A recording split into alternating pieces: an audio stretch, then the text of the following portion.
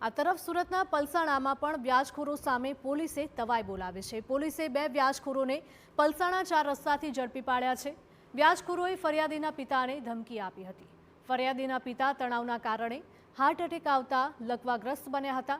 પોલીસે આરોપીઓ વિરુદ્ધ કાર્યવાહી હાથ ધરી હતી।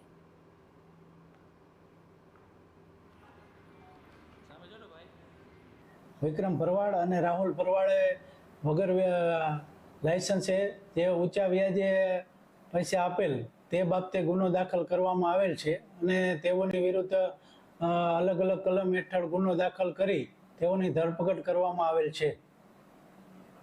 સાહેબ, એનો ગુનાહિત ઇતિહાસ કે કોઈ?